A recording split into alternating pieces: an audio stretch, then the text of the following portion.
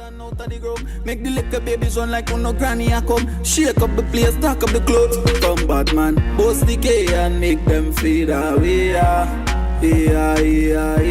Links them call out on the radar. Boy, them dead, with them there. Make them know we fully bad.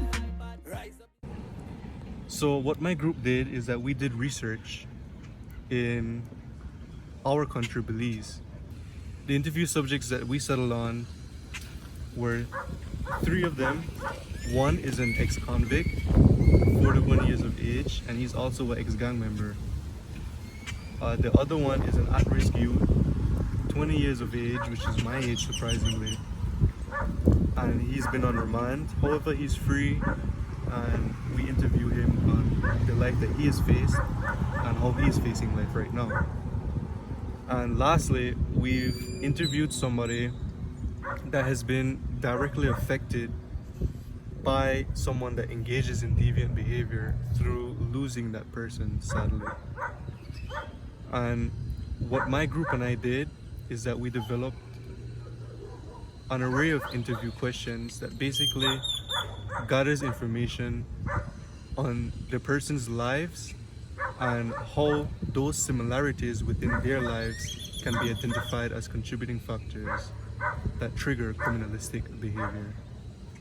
So just take a look at these videos on the results of how the environment is a key factor in influencing criminalistic lifestyle. Like anybody that you live around that you look up to, that you want to be somewhat like them or something like that? Not really. When I growing up, I don't say like I was digging up or like that, but when I growing up, I grew up around guns. You understand? And Belize gun, they're not like foreign gun and different gun like Mexico gun and gun. Belize gun could crash. Like we don't really warrior. So you know what I mean? This don't really know war. Man don't know what in the warrior for. Man was a kid. The Mexico and spot they never know when the war for the warfare terror. No one anybody else believes they don't know when the war from. They just could kill a man today and they don't know when he killed him from. You know what I'm saying? They know. Just the era where I live, they get a sense they are clean now. You know of any family member that were in Yeah, gangs? my brothers or uncles. I have cousins in a gang and I have one brother when they kid. Only me and my brother really live when they kid live street life. My oldest brother. One and a half. Okay. And your parents, your mommy or your stepfather, you may have consider them as role models?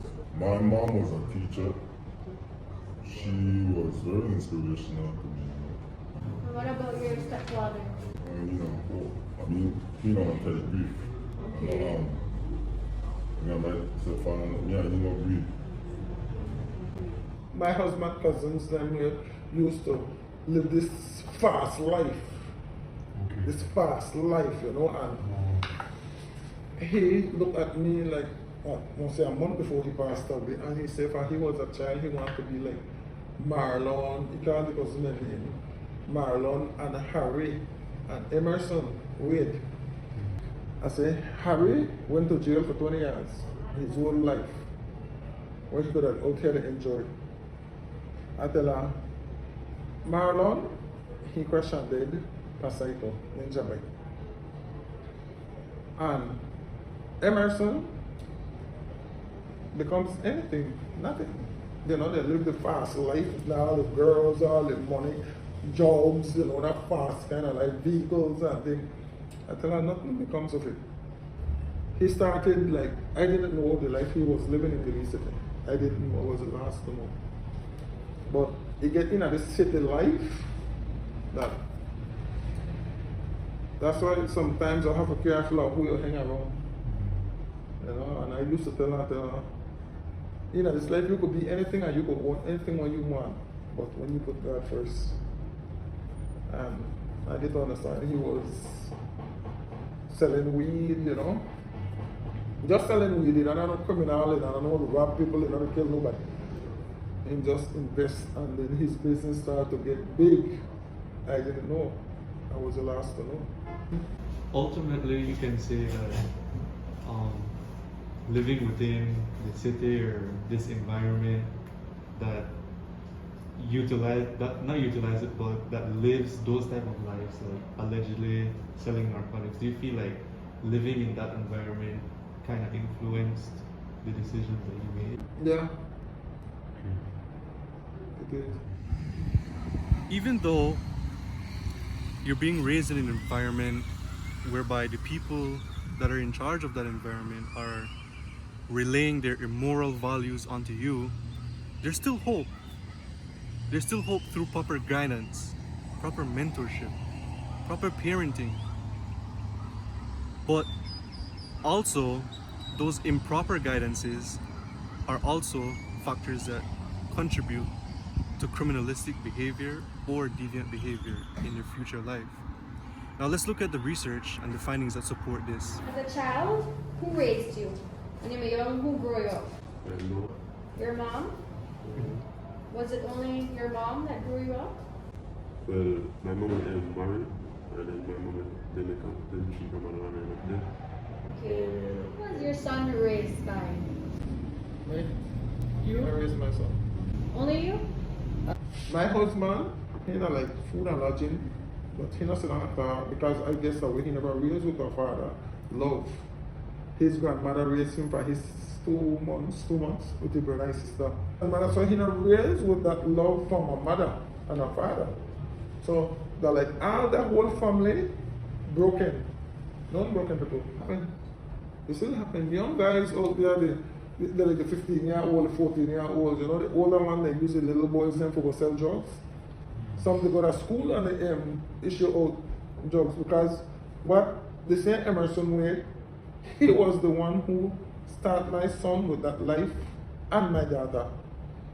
He give them cocaine for carrying in a bag, and with me when they went to school, for go issue out to people. I didn't know all these things.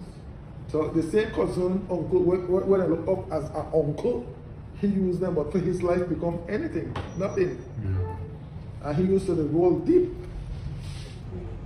But my stepfather never liked me. So when my mother got to the US because when she found she had cancer, he kicked me out of the house when I was 17, 18. So when my mother gone, right then my life changed. If this man know you that be my sister, why he never introduce me and my brother to you?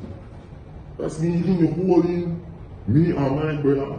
People them back from we for gas from we young, we don't know who the stuff we people. So I know my stepfather cool. So I could have never allow for you. Yes, you can mean me carry on through school. You help me out in life with certain things, but for certain for the rest of me. Yeah. You know a lot of youths in this sort of Belize, you know what? They don't got a father hood. So if you guys are poor for my dog, you're not frightened because of how people act and move. I know I'm not a normal citizen just like me. But there are people live far different from how regular people live. Every day when you get up, that pure bad blood, you hear them people that cuss up and they get ready. I tell you, when you some talking, but you know, man, look what happened, people that talk to them, so I watch one guy for the accident. Man, please see the money, make out buy the bread, you know what fishy, man, tell she, come take it out and they big. These are the debt of breads. The kids, you know, they know sweet, I love you, and come let me hug you. They don't get that bread and straight kick down back so hard. Disrespect me again. So with the youths and the world up. They come from within the house for. So, considering the factors that we've identified so far, some of you may be wondering, why are people obliged to joining a gang? Whereby our research is focused on garnering the true Belizean perspective. So let's hear it from people that are at risk every single day through their gang culture and their gang lifestyle in the means of them engaging in criminalistic behavior. Why people would have joined Join the that? gangs in your area. Because like, in any era, but in my era, because why people are joining because like certain people don't have big brother, big uncles, and big family where they could feel protected. You know what I mean? So like, So like when they're joining a gang, they know how they feel protected because like they get like John, they have a group of gang friends. Meaning like they have a group of friends and really to participate and help them in any activity. You understand? Whereby even if they're good or bad. Okay. You understand? So that when they join a gang, that way people feel like they feel protected. So the young boy realized, but once I go to this test there, everybody has stopped messing with me. You understand? And I tell them to mess with me. And that's the way it lead to. So they go hang in a set there. I go paint themselves wrongfully. Again, so you know they paint themselves deeper, so you can hang in a set there. Right now, in a police, you see it, you better be good as a youth, and one gang of goals. If you don't have the parents, the financial status, the bucketive behind you, you know gonna no goal in that space. The only goal where you to watch is either you dream about it, think about it, even watch it when people do it. So you have to dedicate yourself to a goal. Right now, I believe in this day, the youth say no that, man. So, after learning why some people might join a gang, some of you might be wondering, what are some of the immediate effects? What are some of the things, negative things that happen immediately when you join a gang? Well, let's take a look at it. Can I ask why you stopped Fort Farm? No, I'm there and call the foundation in a kind of online and swoop off with family and be released after the charge and everything. Yeah, me accused murder. Murder? Okay. At what age? I'm 14. 14? So how long did you stay up there? I'm going to be remanded at least 6 months. 6 months. And remanded, not even conviction. Like the first time I ever get grabbed from the police, I was about 18 years old, 17, 18. Our man punched my brother. You know, and I don't they hang up on the streets. You know, I don't need a badness and I don't got any BC in me. So I take it in my hand, I go on the man, and beat down the man. A big man to me, but I beat him down. Not pay nobody for me. The man got for the police and the police said they go and me and my little brother with the man chance they charge me and my little brother. So that was the first time I ever encountered something to say getting a police and already my career started. And when the police carry you to jail, you may feel like that inside of you calm down the beast. What have you experienced after Because the they're killing? more green, because they're more angry, because in there you chance my brother, then going for police to me too. You actually, I kill you now. That would not believe in me. See people chance youths, they chance youths out there, then when the youths in react, they turn you on like we are the bad man. But then when youth not just want to react for nothing, something have to ignite the problem to make one youth react to how he react. No youth on your Belize not crazy, man. You know? No youth not crazy, man. Something happened, make them do what they do. So somebody they lead in they don't have that self-esteem, they don't have that confidence to know right from wrong. So but you don't have nobody to listen to or talk to, you have to listen to what I tell you. You understand? I can't even left my block. If I walk out of my block or right home, like somebody and go me somewhere, I got beef with from yards ago.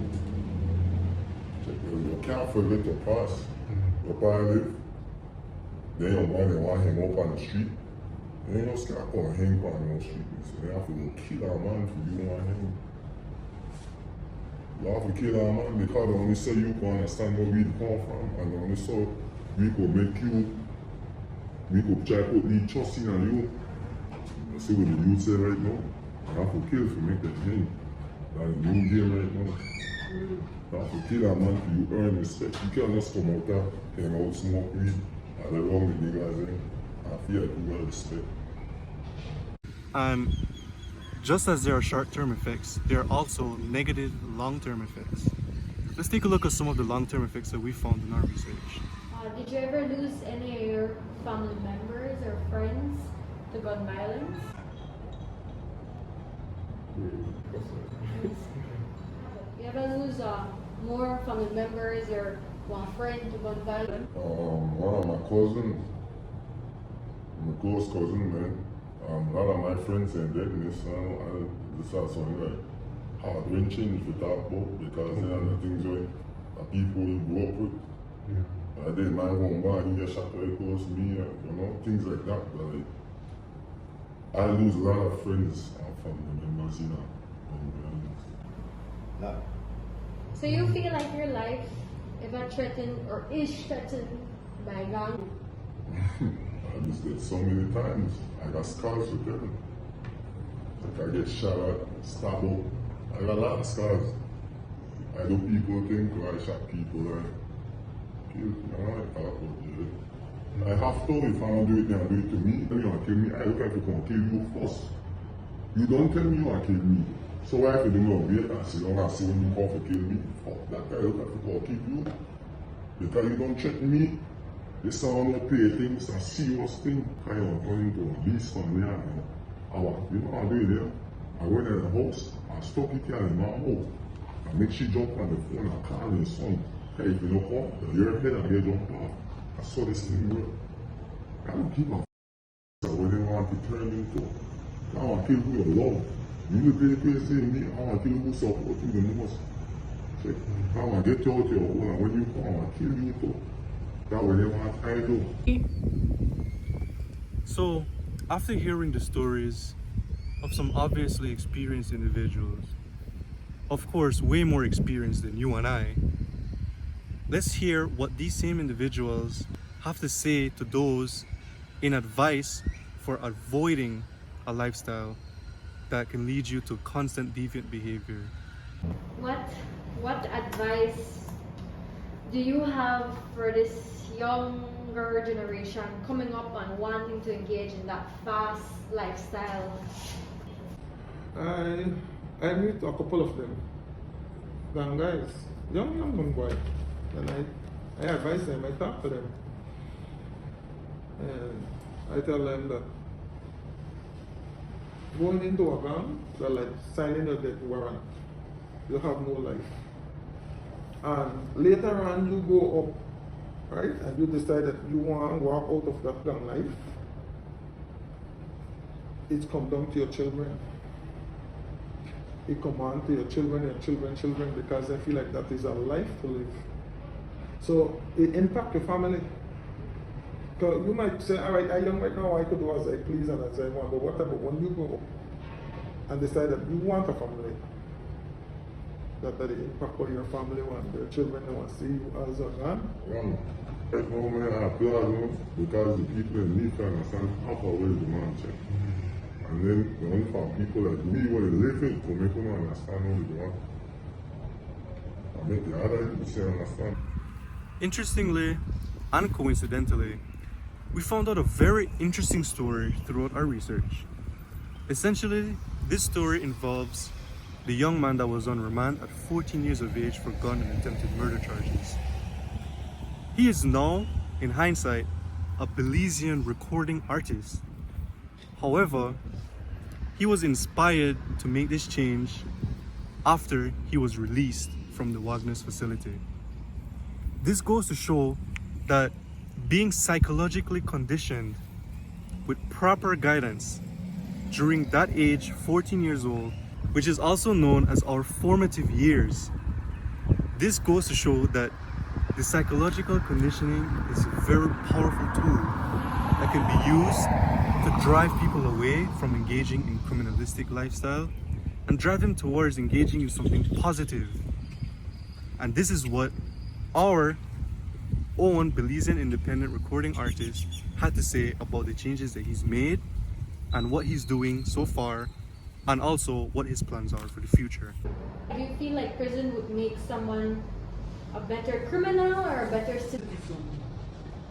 Like prison, I say it helped me a lot. So because like when I'm really young, I think I'm ignorant. You know, if you tell me certain things, I'm quick, like. You know, any little thing, you know, I could fight and anything, I could get anger, but they just, well, to me, you just come and anger, you just tell you, so you want to know, you understand no matter me, you understand? would you say you have role models at the moment? Someone that you look up to, if you want to be someday? Well, I usually when I don't else like listen to what artists and anything, but none of my family around me are artists. Okay. What motivates you? What Inspires you? Music. And just for the purpose of the interview, can you state like what you're doing with music right now, etc.? Since I come out of what we also said, the pianos, like where I don't can meet, like when I come out, I try to stay focused on meeting one man into what I'm into.